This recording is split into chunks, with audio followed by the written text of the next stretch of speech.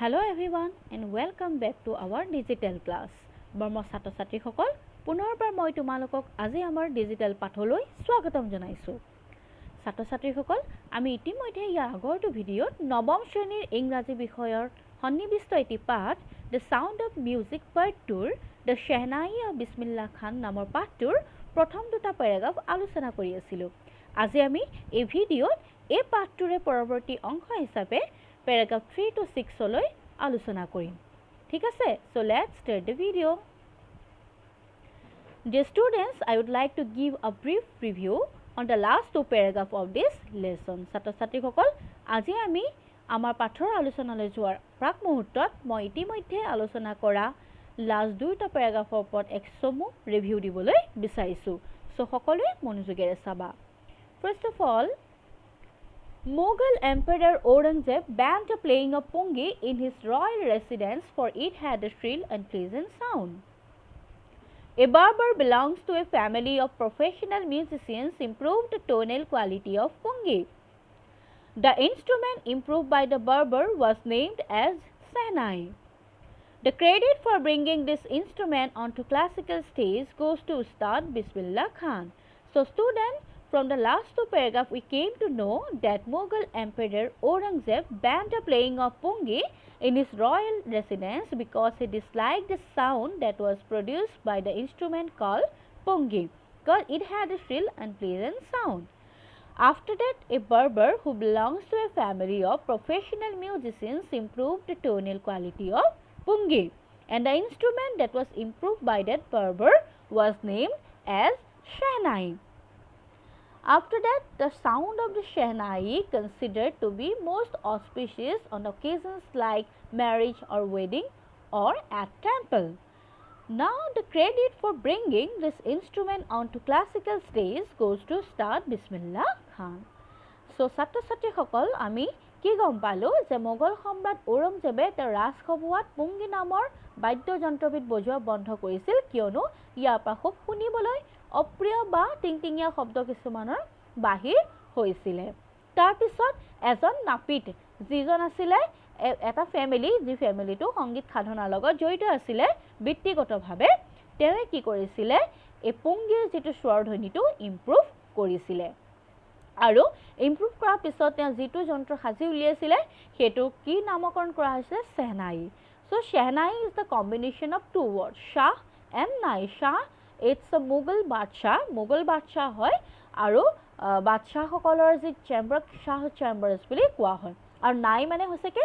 নাপিত, অৰ্থাৎ নাইজনে এই বাৰ্বাৰজনে পোনপ্ৰথমবাৰৰ বাবে বাদশাহৰ দৰবাৰত কি কৰিছিলে Shehnai বাদন কৰিছিলে। সেইকাৰণে পিছলৈ এই বাদ্যযন্ত্ৰটোৰ নাম কি ৰখা হয় Shehnai ৰখা হয় আৰু এই বাদ্যযন্ত্ৰক পিছলৈ বহু সময় খুব মাংগলিক বা শুভ বুলি ধৰি লোৱা হয়। সেইকাৰণে উত্তৰ ভাৰতীয় বিবাহ অনুষ্ঠানবিলাকত আৰু মন্দিৰতো আমি এই Shehnai বাদন কৰা শুনিবলৈ পাওঁ। আৰু পিছত এই Shehnai, এই মাংগলিক Shehnai পিছত আমাৰ শাস্ত্ৰীয় পৰ্যায়লৈ বা ক্লাছিকেল পৰ্যায়লৈ লৈ যোৱাৰ যিটো ক্ৰেডিট বা শ্ৰেয় কাক দিয়া হৈছে উস্তাদ বিছমিল্লাহ খান। উস্তাদ বিছমিল্লাহ খানে কি কৰিছিলে Shehnai আমাৰ শাস্ত্ৰীয় পৰ্যায়লৈ লৈ গৈছিলে। Okay, that's all about the review of the last two paragraphs. Now let's move on to the paragraph number 3. Okay, so in the paragraph 3, as a 5-year-old, Bismillah Khan played gilli danda near a pond in the ancient estate of Dumrao in Bihar. He would regularly go to the nearby Bihariji temple to sing the Bhojpuri Chaita, at the end of which he would earn a big laddu weighing 1.25 kg, a prize given by the local Maharaja. This happened 80 years ago, and the little boy has travelled far to earn the highest civilian award in India, the Bharat Ratna. So, in the paragraph 3, we came to know that Bismillah Khan used to play gilli danda near a pond in the ancient state of Dumrao in Bihar. ইয়াত আমি কি গম পালো বিছমিল্লাহ খানে তেওঁ যেতিয়া 5 বছৰমান বয়স হৈছিলে তেওঁ পুৰণি ডুমৰাও ৰাজ্য যি বিহাৰত আছিলে তাৰ এটা পুখুৰীৰ ওচৰত সদায় কি কৰিছিলে গিল্লি ডাণ্ডা খেলিছিলে। He would regularly go to the nearby Bihariji temple to sing the Bhojpuri Chaita, at the end of which he would earn a big laddu weighing 1.25 kg, a prize given by the local Maharaja. তাৰ পিছত তেওঁ প্ৰায়ে সেই ঠাইৰ ওচৰতে থকা বিহাৰীজী নামৰ temple বা মন্দিৰত গৈছিলে আৰু গৈ পেলাই কি কৰিছিলে ভোজপুৰী চেটা গাইছিলে ভোজপুৰী এটা ভাষা হয় সেইটো বিহাৰ ৰাজ্যৰ বা বিহাৰৰ ওচৰৰ আশে-পাশে থকা যিবোৰ অঞ্চলৰ লোকসকলে এই ভাষাটো কয় তাত সেই মন্দিৰত আমাৰ বিসমিল্লাহ খানে কি কৰিছিলে ভোজপুৰী ভাষাত চেটা পৰিবেশন কৰিছিলে চেটা মানে কি লোক সংগীত বা ফোক সং বুলিও আমি ক'ব পাৰো আৰু তেওঁৰ পৰিবেশনৰ পিছত ভোজপুৰী চেটা পৰিবেশনৰ পিছত তেওঁ কি হৈছিলে তেওঁ সেই ঠাইৰে যি লোকেল মহাৰাজ আছিলে ক্ষেত্ৰীয় মহাৰাজে তেওঁ প্ৰায় 1.25 কেজি ওজনৰ এটা লাডুৰে পুৰস্কৃত কৰিছিল উপহাৰ স্বৰূপে দিছিল আৰু এই ঘটনাটো ঘটিছিল প্ৰায় 80 বছৰমান আগতে অৰ্থাৎ 80 বছৰ আগতে সেই 5 বছৰীয়া এটি অকমানি লৰাই কি হৈছিলে ভোজপুৰী চেটা পৰিবেশন কৰাৰ পিছত লোকেল মহাৰাজৰ পৰা এটা লাডু পুৰস্কাৰ হিচাপে পাইছিল আৰু সেইজন লৰাই পিছলৈ কি হৈছিল ভাৰতৰ সৰ্বোচ্চ অসামৰিক সন্মান ভাৰত ৰত্ন পাবলৈ সক্ষম হৈছিল যাৰ বাবে তেওঁ দীঘলীয়া পৰিক্ৰমা কৰিবলগীয়া হৈছিল ঠিক আছে সো ছাত্ৰ ছাত্ৰীসকল এই পেৰাগ্ৰাফটো পোৱা আমি কি পাইছিল যে Bismillah Khan always use to play gilli danda so what is gilli danda মানেনো কি gilli danda is an old sport quite similar to cricket এইটো হৈছে এক পুৰণি খেল বা থলুৱা এটা খেল যেটো তাৰমানে বহুত খাদ্য আছে আমাৰ ক্ৰিকেট খেলৰ লগত so I would like to show you two image দুখন ইমেজ তোমালোকক দেখাম যাৰ পৰা তোমাৰ এক গিল্লি ডাণ্ডা কেনেকুৱা খেল সেই সম্পৰ্কে তোমালোকৰ এটা স্পষ্ট ধাৰণা হ'ব so see this and also this it is called gilli danda gilli এইটো হৈছে কি আমাৰ গিল্লি আৰু এডাল হৈছে কি ডাণ্ডা মিন্স লাঠিডাল আৰু এইটো হৈছে গিল্লি and this one এই সৰু ল'ৰা-ছোৱালীবিলাকে এই খেলবিধ খেলিছে and it is quite similar to cricket okay তোমালোকে এতিয়া গিল্লি ডাণ্ডা নো কি সেই সম্পৰ্কে অলপ ধাৰণা নিশ্চয় হ'ল now let's move on to the paragraph 4 so in the paragraph 4 what we have say born on 21st March 1916 Bismillah belongs to a well-known family of musicians from Bihar. His grandfather Rasul Baksh Khan was the Shehnai Nawaz of Bhojpur King's Court. His father Paigambar Baksh and other paternal ancestors were also great Shehnai players. So paragraph 4 কি কৈছে যে বিসমিল্লাহ খানৰ জন্ম হৈছিল এটা সুপ্ৰতিষ্ঠিত এটা প্ৰসিদ্ধ বিহাৰৰ মিউজিচিয়ান ফ্যামিলিত 1916 চনৰ 21 মাৰ্চত ঠিক আছে তেওঁৰ মানে ফ্যামিলিটোৰ যিসকল আছিল সেই সংগীতৰ লগত জড়িত হৈ আছিল হিজ গ্ৰাণ্ডফাদাৰ তেওঁৰ ককা দেউতাক ৰসুল বক্স খান ককা দেউতাকৰ নাম আছিল কি Rasul Bux Khan he was the shehnai nawaz of Bhojpur king court তেওঁ ভোজপুৰৰ যি ৰজা আছিল সেই ৰজা ৰাজসভাৰ তেওঁ সেহনাই নৱাজ আছিল মানে কি সেহনাই বাদক আছিল His father, Deutak, Paigambar Baksh, Deutak asile, Deutakor naam ki asile, Paigambar Baksh, and other paternal ancestors were also great Shehnai players. Aru ki asile, তেওঁৰ যি পিতৃফালৰ পূৰ্বপুৰুষ আছিলে তেওঁলোকেও মহান Shehnai badok asile. So in this paragraph we came to know that Bismillah belongs to a well-known family of musicians. His grandfather, his father, and also his paternal ancestors were great Shehnai players. ঠিক আছে এতিয়া এই প্যাৰাগ্ৰাফটোত আমি পোৱা দুটামান শব্দ আছিল হেতু হৈছে কি paternal that is related through the father side of the family অৰ্থাৎ আমাৰ পৰিয়ালৰ যি পিতৃপক্ষ হে পিতৃপক্ষ সম্বন্ধীয় next ancestors means forebear or a person in your family who lived a long time before you or পূৰ্বজ বা পূৰ্বপুৰুষ অৰ্থাৎ আমাৰ পৰিয়ালত যিসকল আমাতকৈ বহু আগতে আছিল সেই সকলক পূৰ্বপুৰুষ বুলি কোৱা হয় পূৰ্বজ বা পূৰ্বপুৰুষসকল অৰ্থাৎ প্যাটাৰ্নেল হলে পিতৃফালৰ এতিয়া প্যাটাৰ্নেল ancestors means পিতৃফালৰ পূৰ্বপুৰুষসকল ঠিক আছে so now paragraph number 5 so let's see paragraph number 5 The young boy took to music early in life At the age of 3, when his mother took him to his maternal uncle's house in Banaras, now Varanasi, Bismillah was fascinated watching his uncles practice the Shehnai. Soon Bismillah started accompanying his uncle Ali Baksh to the Vishnu temple of Banaras, where Baksh was employed to play the Shehnai. Ali Baksh would play the Shehnai and Bismillah would sit captivated for hours on end. Slowly he started getting lessons in the playing the instrument and would sit practicing throughout the day. For years to come, the temple of Balaji and Mangla Maiya and the banks of the Ganga became the young apprentice's favorite haunts where he could practice in solitude. The flowing waters of the Ganga inspired him to improvise and invent ragas that were earlier considered to be beyond the range of the Shehnai. So in this paragraph, আমি কি গম পালোঁ the young বয় এই সৰু ল'ৰাজনে কাক বুজাইছে বিছমিল্লা খান তেওঁ জীৱনৰ একদম আৰম্ভণিতেই সংগীত শিকিছিলে ওকে সংগীতক জীৱন কৰি লৈছিলে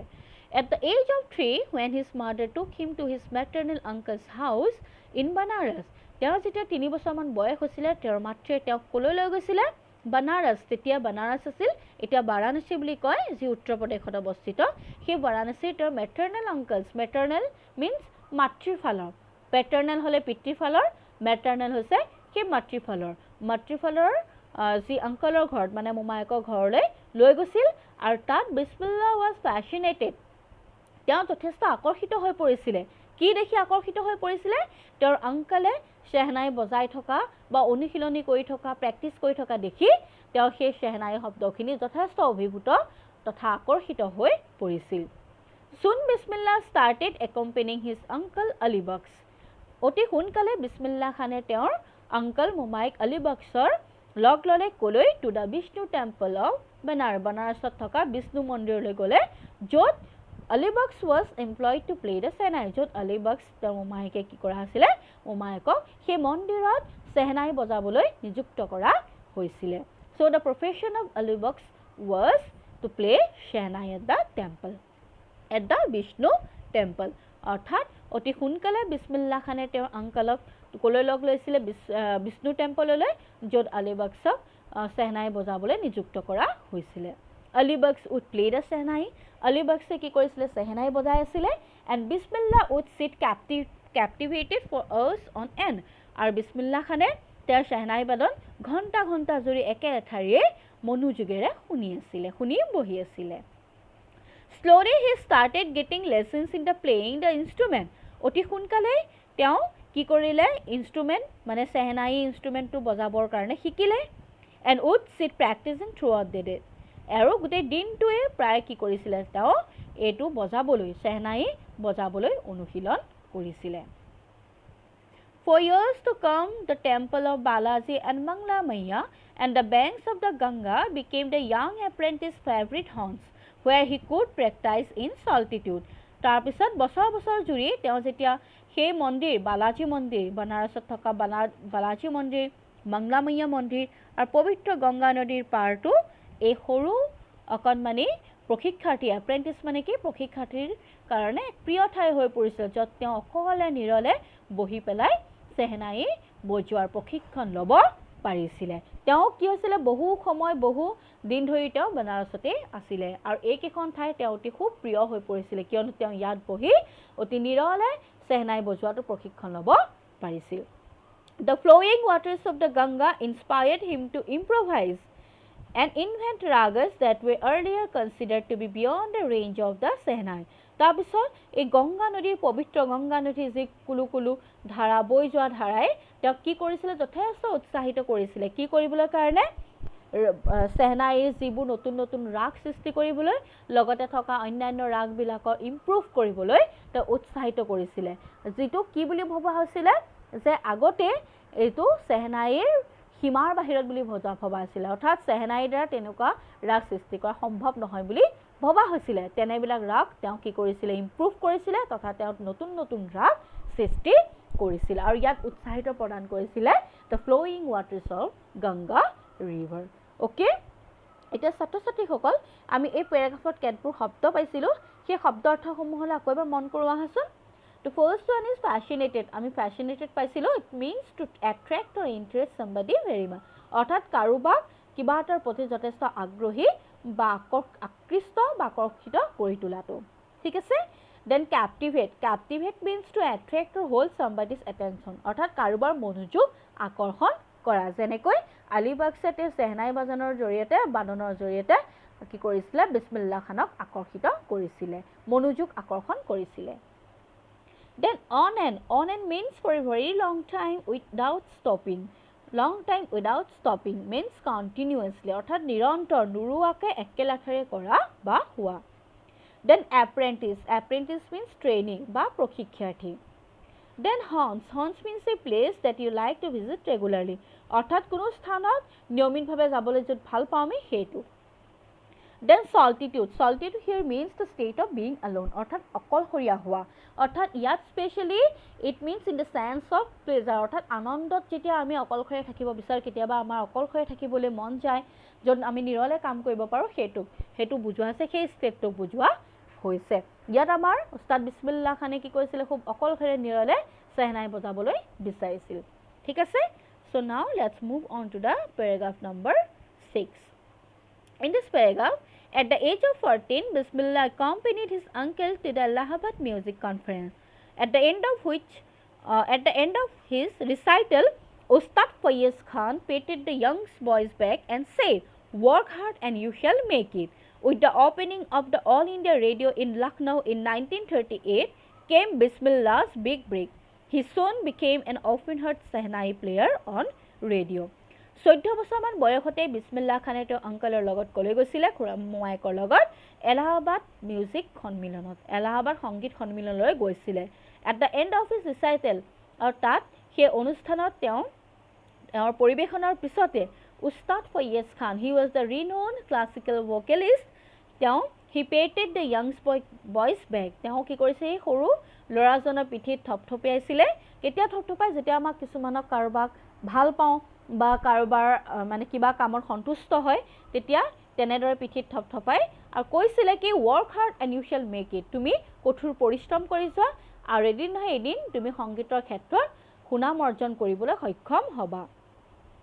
With the opening of the All India Radio in Lucknow in 1938 came Bismillah's big break. আৰু তাৰ পিছত যেতিয়া লক্ষ্ণৌত পোনপ্ৰথমবাৰৰ বাবে 1938 চনত All India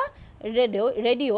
opening হ'ল ভাৰতীয় আকাশবাণী মানে opening হ'ল সেইটোৱে বিসমিল্লাহৰ জীৱনলৈ এটা ডাঙৰ সুযোগ আনি দিলে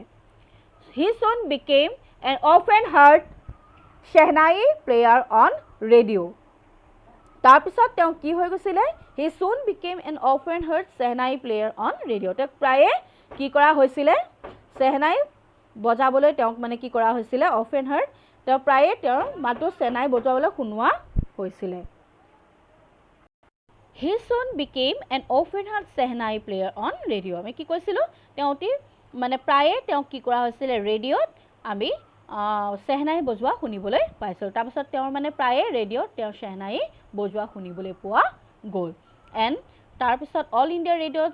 লক্ষ্ণৌ অল ইণ্ডিয়া ৰেডিঅ'ত যেতিয়া তেওঁ পৰিবেশন কৰিছিলে হেতুৱে তেওঁৰ জীৱনৰ আটাইতকৈ ডাঙৰ সুযোগ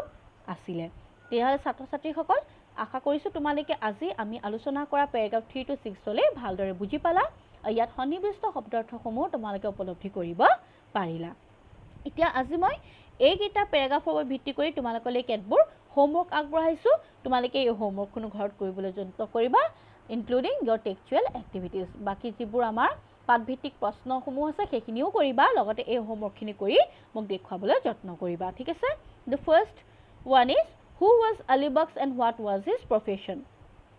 second one is why did Bismillah Khan accompanying his uncle third one is how did Ali Baksh attract Bismillah Khan fourth one is how old was Bismillah Khan when he participated in the Allahabad music conference so এই চাৰিটা প্ৰশ্ন তোমালোকলৈ আগবঢ়ালো ইয়াৰ উত্তৰসমূহ তোমালোকে দিবা ঠিক আছে নাও আজি আমি এই আলোচনা ইয়াতে আমি শেষ কৰিছো আমি পৰৱৰ্তী ভিডিঅ'ত এই পাঠটোৰ আন পৰৱৰ্তী অংশখিনি আমি আলোচনা কৰিম তেতিয়ালৈ সকলোকে ধন্যবাদ জনাই আজি এই ভিডিঅ'টো ইমানতে সামৰিলো থ্যাংক ইউ টেক কেয়াৰ